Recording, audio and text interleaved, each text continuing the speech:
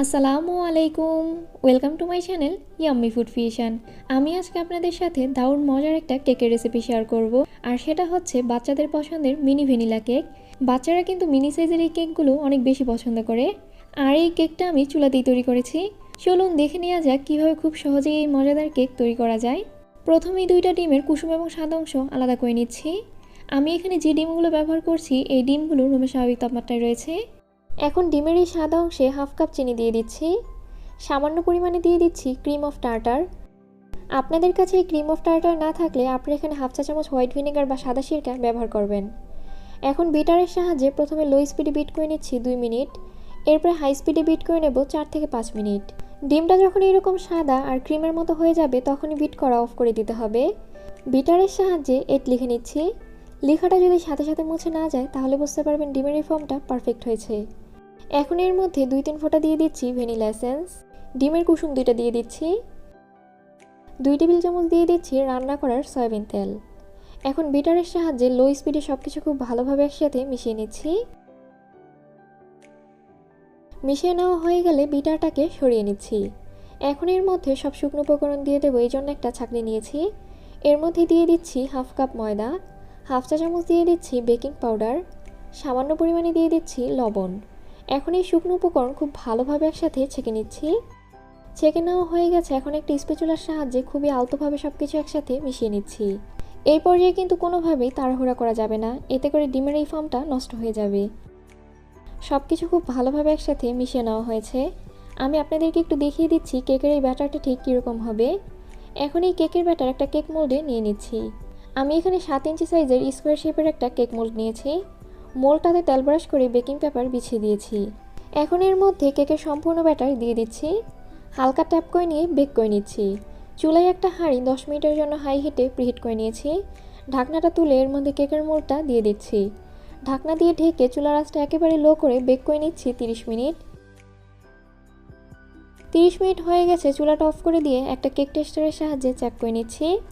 একদম ক্লিন এসেছে, তার মানে কেকটা ভালোভাবেই হয়ে গেছে।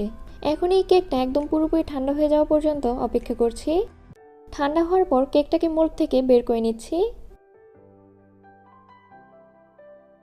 এখন একটা ব্রেড নাইফের সাহায্যে কেকটাকে 4 ভাগে ভাগ করে নিচ্ছি। ভাগ করে নেওয়া হয়ে গেলে কেকটাকে 3 লেয়ারে কেটে নিচ্ছি। আর এই একটা কেক দিয়ে আমি 4টা পেস্ট্রি কেক তৈরি করব। মিনি সাইজের এই কেক ডেকোরেশনের জন্য আমি মিনি সাইজের কিছু কেক বোর্ড নিয়েছি। এই বোর্ডগুলো 3.5 ইঞ্চি বাই 3 ইঞ্চি রয়েছে। প্রথমে বোর্ডের উপরে সামান্য পরিমাণে ক্রিম দিয়ে দিচ্ছি। এখন এর মধ্যে কেকের একটা লেয়ার দিয়ে দিচ্ছি। এর উপরে দিয়ে দিচ্ছি সুগার সিরাপ। আজকের এই 4টা পেস্ট্রি কেক তৈরির জন্য আমি হাফ কাপ পানি এবং 3 টেবিল চামচ চিনি একসাথে মিশিয়ে সুগার সিরাপ তৈরি করে নিয়েছি। এখন এর উপরে দিয়ে দিচ্ছি হুইপড ক্রিম। 4টা মিনি সাইজের কেক ডেকোরেশন করার জন্য আমি 2/3 cup Vivo liquid whipped cream ব্যবহার করছি। ক্রিমটাকে আমি পাইপিং ব্যাগ এবং নজলের মধ্যে নিয়ে নিয়েছি। এতে করে মিনি সাইজের কেক ডেকোরেশন করতে অনেক সুবিধা হয়। একটা প্যালেট নাইফের সাহায্যে ক্রিমটা খুব ভালোভাবে সমান করে দিচ্ছি। এখন এর উপরে কেকের আরেকটা লেয়ার দিয়ে দিচ্ছি।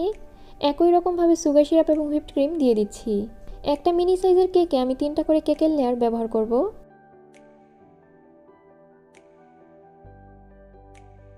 এখন এর উপরে কেকের সর্বশেষ লেয়ারটা দিয়ে দিচ্ছি। এই লেয়ারেও খুব ভালোভাবে সুগার সিরাপ দিয়ে দিচ্ছি। সুগার সিরাপ দিয়ে দেওয়া হয়ে গেলে এর ওপর এবং চারো সাইড ক্রিম দিয়ে খুব ভালোভাবে কভার করে নিচ্ছি। সাইডের দিকটা কভার করার আগে আমি কেকের নিচে কিছু কাগজ বিছিয়ে দিয়েছি। এতে করে কেক বোর্ডটা একদম ক্লিন থাকবে। আপনারা চাইলে কেকের ওপরে 2 লেয়ারও ক্রিম দিতে পারেন, এতে করে কেকের ওপরটা একদম স্মুথ হবে। আমি 1 লেয়ারেই কেকের ক্রিম দিয়ে দিচ্ছি। কিছুটা ক্রিমে রেড ডাস্ট কালার মিশিয়ে নিয়েছি। 2D নজলের সাহায্যে কেকের উপরে একটা গোলাপ তৈরি করে নিচ্ছি। কিছুটা ক্রিমে আমি রেইনার্সের সবুজ ফুড কালার মিশিয়ে নিয়েছি। একটা লিফ নজলের সাহায্যে গোলাপের চারপাশে কিছু পাতা দিয়ে দিচ্ছি। এখন একদম ছোট সাইজের একটা স্টার নজলের সাহায্যে কেকের চারপাশে একটা বর্ডার তৈরি করে নিচ্ছি।